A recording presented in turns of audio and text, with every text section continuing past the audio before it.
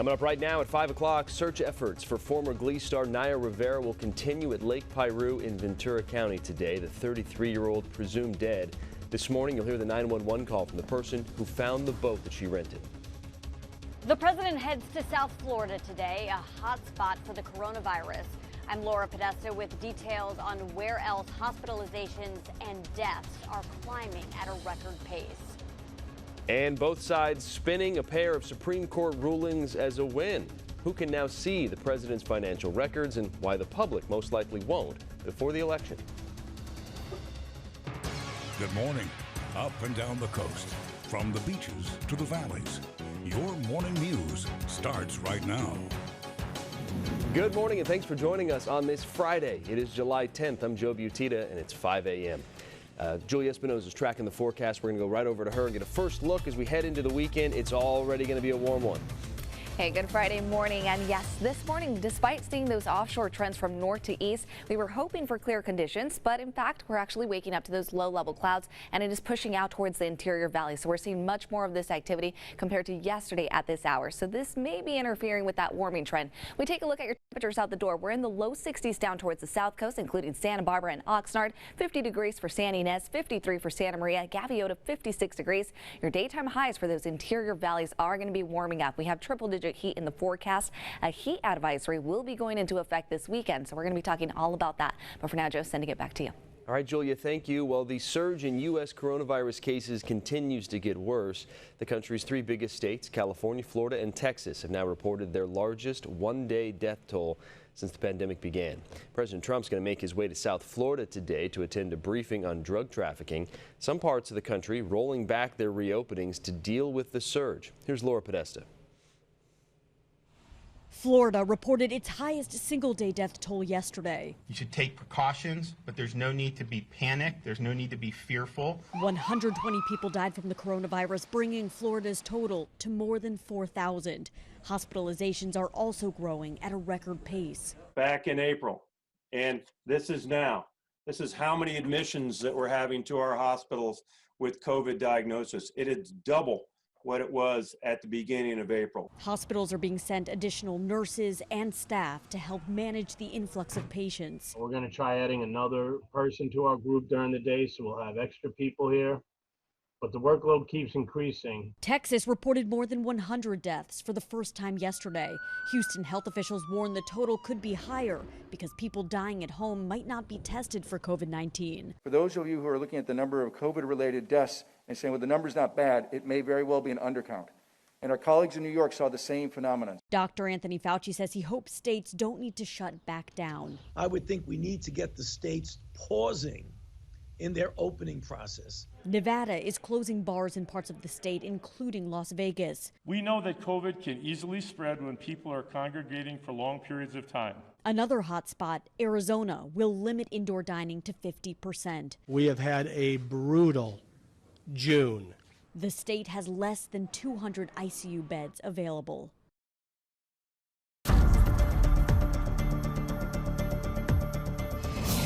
So far, San Luis Obispo County has managed to stay off of California's state watch list, which would require certain businesses to close. But the county is not meeting the state's threshold as far as the case rate, and that could put them on the watch list at any day now. The county announced 32 new cases yesterday, bringing their total to 260 active cases. There are 13 people hospitalized and 5 in the intensive care unit. 612 people have recovered. Paso Robles has the highest number of cases in SLO County, 214. The city of San Luis Obispo with 144, and Nipomo with 127.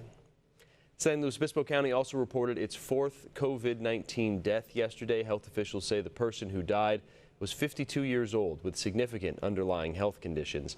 The resident was living in a long-term care facility that recently experienced an outbreak of the virus. This death comes just one day after the county announced its third COVID-19 related death. And Ventura County announced 2 more people had died with coronavirus. That's 110 new cases as well announced yesterday. And the county now has 1,784 active cases. There have been 53 deaths. 74 people remain hospitalized, 29 people in the ICU just with coronavirus, not to mention all the other things that people end up in the ICU for. 2,255 people have now recovered. In Santa Barbara County, they reported 67 new cases yesterday, bringing the total to 360 active cases. 30 people have died in the county so far. 80 are hospitalized, 23 are in the ICU. 3,479 people have recovered. The city count, when it comes to the highest number of cases, Santa Maria continues to be the highest, 1,601. Santa Barbara, far second with 437. Lompoc with 206 cases. Well, Orchid residents spoke up in a community feedback meeting last night about cannabis business licensing in Santa Barbara County. In January, the Board of Supervisors created a new merit-based scoring system for licensing applicants. And under the ordinance, community members would give input on where cannabis stores are allowed to be opened. Santa Barbara County is asking for feedback on the business application criteria, not on specific applicants or sites. Having a cannabis dispensary in that building would diminish our small community, as well as be an eyesore, and definitely not something we as a small historic town would feel pride about. We're a very family-oriented community, and so it follows, in my view, that the best locations for a cannabis dispensary are on the periphery of Orchid.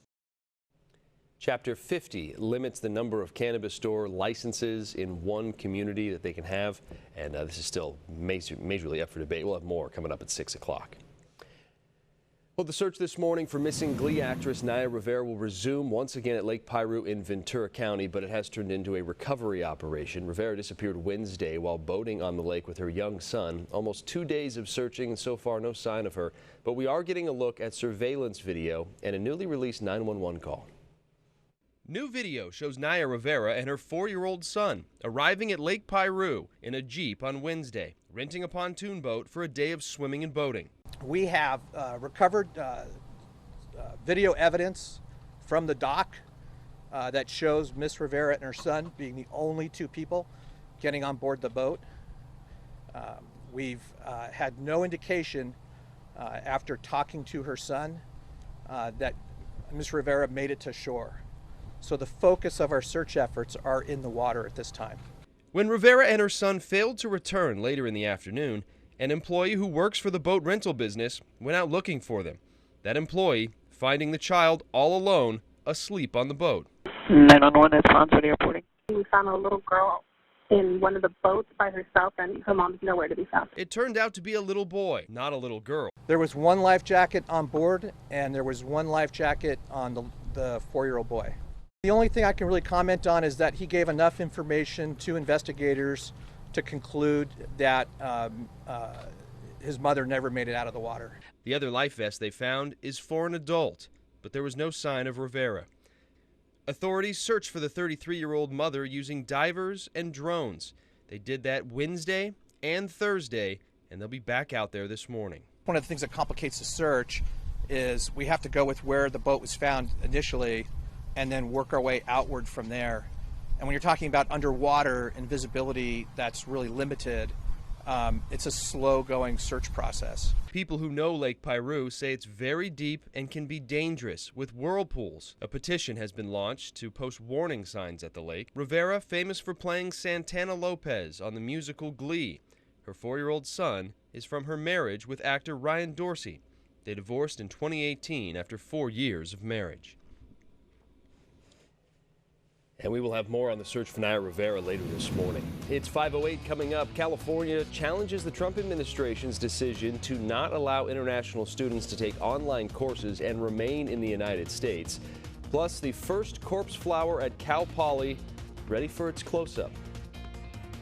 And good news for drivers at this time. No traffic accidents to report. If you are heading from Santa Maria to San Luis Obispo, it is taking you an average commute drive of 32 minutes. Drive safely. More news and weather continues after this.